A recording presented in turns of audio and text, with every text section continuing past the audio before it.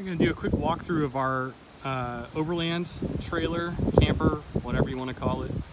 Kind of walk through some of the stuff that we did on this and kind of go through that.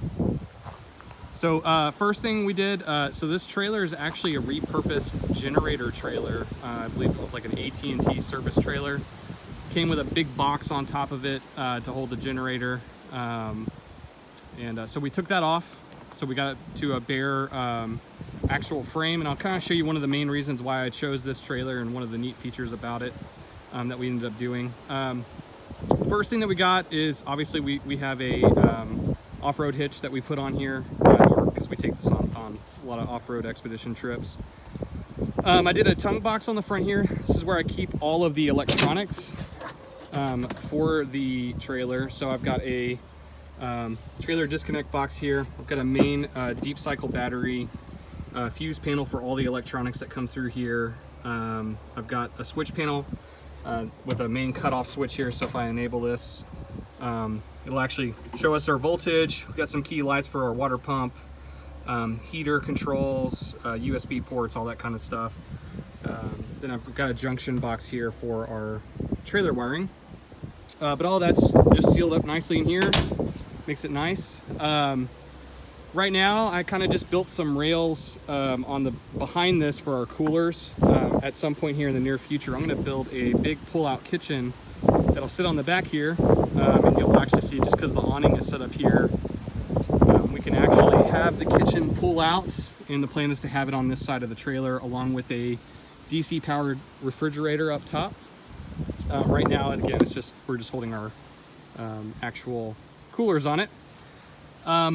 Next thing that we did is this topper is actually a BrandFX molded truck camper that I've used. This is a great platform if you're looking at doing something similar. It's watertight, it's really rigid. We just took this on a trip to Moab and went down several passes, and it did great off-road. But one thing you will note is these trailers have a little lip, or the campers have a little lip on the back here to go down the tailgate, which makes it difficult if you're trying to set it flat on top of a trailer.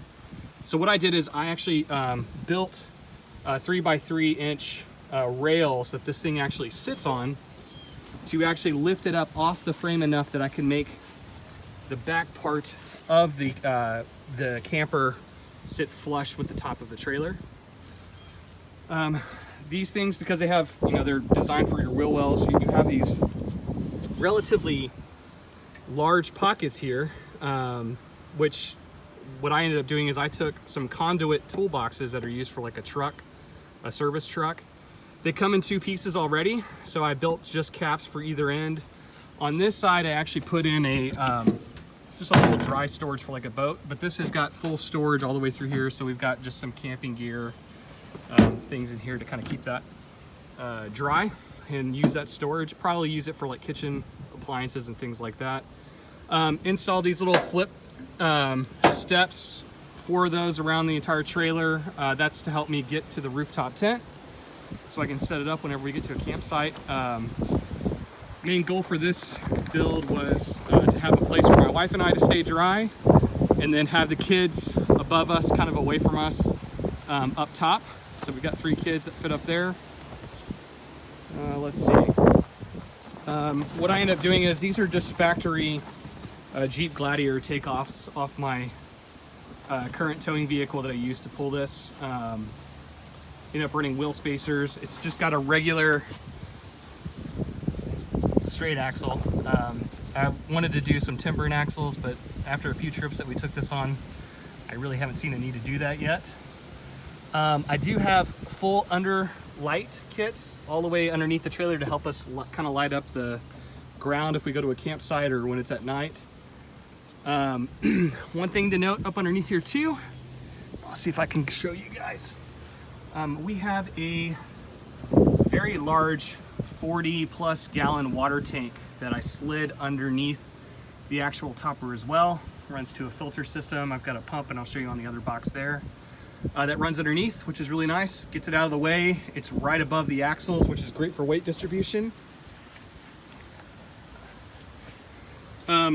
Really nice thing about these campers is they're all fiberglass, which is great, but they have these gull wing doors that run the full length of the camper. There's one on the other side here that makes it really, really nice when you're, especially when you're driving or when you're camping. You don't have to go through the back or anything. You can actually just open this up, get access to kind of your gear that you want to, you know, like clothes or jackets or something like that. What I ended up doing is I'll kind of show you the inside here in a second. I ran these just regular automotive storage nets that you typically have for the back of like SUVs. I got one for either side. They've got like a little pocket in here to slide like bottles, jackets, blankets, stuff like that, all underneath. Here, I'll run around the other side here and I'll show you what that looks like. This is where the water kind of comes in. I'm gonna kind of address this a little bit better once I do the kitchen on the side, but this all runs into this box here. So similar to the one that's on the passenger side, this is the other half of the conduit box that you would use for like utility trucks. Again, capped on either side. I did put, this is where the water fill is, and then I do have a shower here. So this is for an outdoor shower that we've got that hooks up here, so you can actually set this up, take a shower, which is really great when you're kind of on the trail. I have the water pump actually inside this box as well, so really all of the water equipment is stored in here to maximize as much of that space as possible. Just like on the other side, gull wing door for access to the other side of the trailer. Same thing with the nets here to get access to all of your gear. Let's see. We do have, this is just a regular Smitty built Overland tent with the annex on it, just to give us kind of a little front porch changing area. Use it for a bathroom if we need to as well. Before I kind of go on the inside, I'll kind of show you some of the things that we did also on this.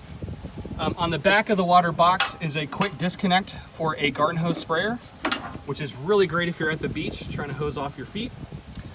I do have an air intake here. This is actually for a diesel heater that I have. So I plug the diesel heater into the trailer, set it up underneath the trailer, run a hose up to the camper, and I can also run one up directly to the rooftop tent. So for camping in really cold weather, really gives a lot of good heat for the kids and for my wife and I. I just actually recently put this in.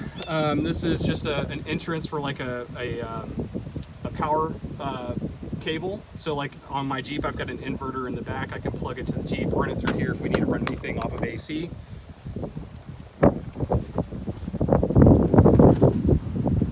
Tent, pretty basic, just an overlanding tent.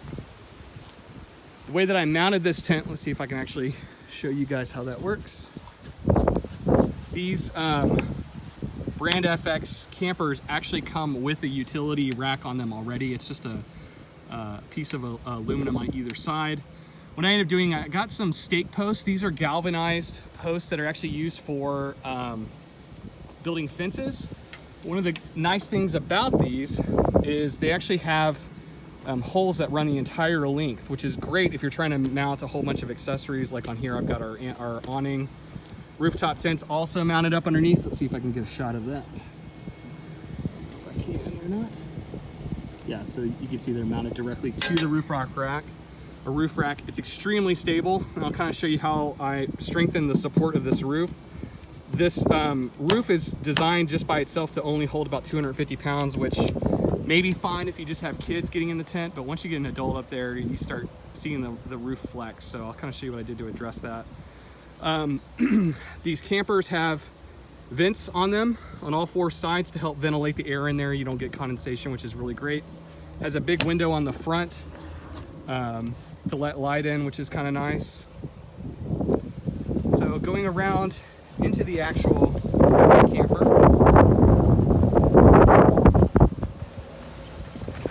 get out of the wind here.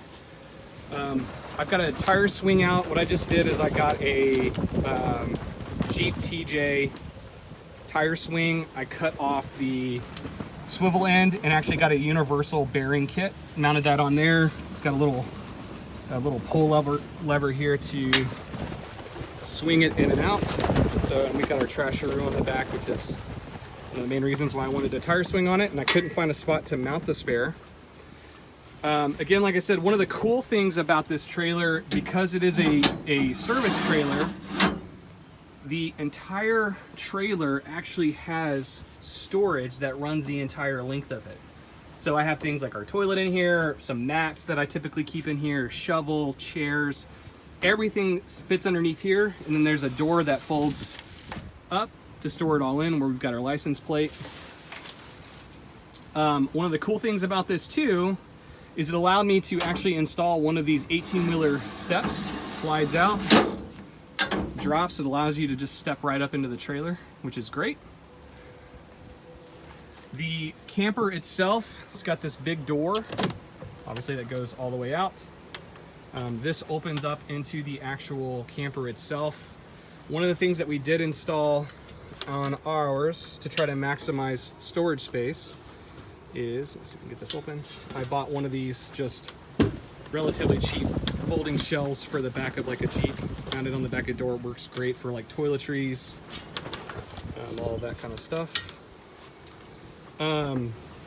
Inside the trailer, to help with the ventilation, because this stuff is so airtight, I ended up putting some vents on the side here. This is kind of the raised platform that's naturally here. Typically on these toppers, there's a big storage drawer that goes the full length of the camper itself, and it pulls all the way out.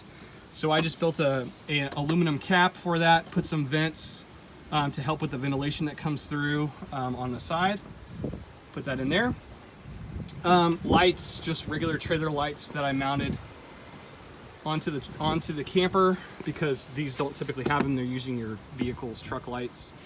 Before I kind of show you the inside, one of the other things that I did, because I took out the actual storage drawer, is we built, let's see if I can show you here, a little undermount storage as well. So the water tank just sits a little bit ahead of this here, but this allowed me a little bit of extra dry storage to put things like folding chairs, bags, items like that. Got two tie downs on either side to help, store stuff in here when we're traveling. There's the vent for the heater that comes through. Down we have a regular kind of memory foam mattress. It's segmented. It's got 3 segments that allows me to fold this up, push it all the way to the front of the camper when we're driving, so I can actually put all of our gear in here instead of trying to store it in the back of the Jeep, which has been very helpful. Inside, pretty basic. You can see the lights in here. Wiring runs the entire length. I've got one that goes to a Dometic fan. It's a variable feed fan. This thing moves a ton of air. It's made for like an RV, so something this small, it definitely puts out a lot of air. To help with the roof rack weight that I was talking about before, I built these, they're pretty simple, basic supports that run from the mounting spot where the actual roof rack mounts on all 4 sides, and built a pole that goes all the way down. Now this makes this super strong. When you get up in that tent, this thing does not move or flex at all. It made a huge difference for the weight that's going on the roof. These nets are held to where the actual hinges for the gull wing doors are. I just kind of bought some little basic loops, hooked them up. It actually fits perfectly with just some hooks. Either side, for my wife and I don't know if you can see that, are little, let's see if this will focus, kind of little cubbies with USB ports. So I've got 2 on this side, and then, let's see if I can get this out of the way, 2 on the other side there. This mattress actually fits inside of this little raised wheel well section here. So that's pretty much it. I didn't change a whole lot with the actual topper. I definitely stripped it all down, painted it all. At some point I'll probably do like a little DC TV screen for like a car up top so we can watch movies when it's raining and we're out on the trail. But yeah, that's pretty much it.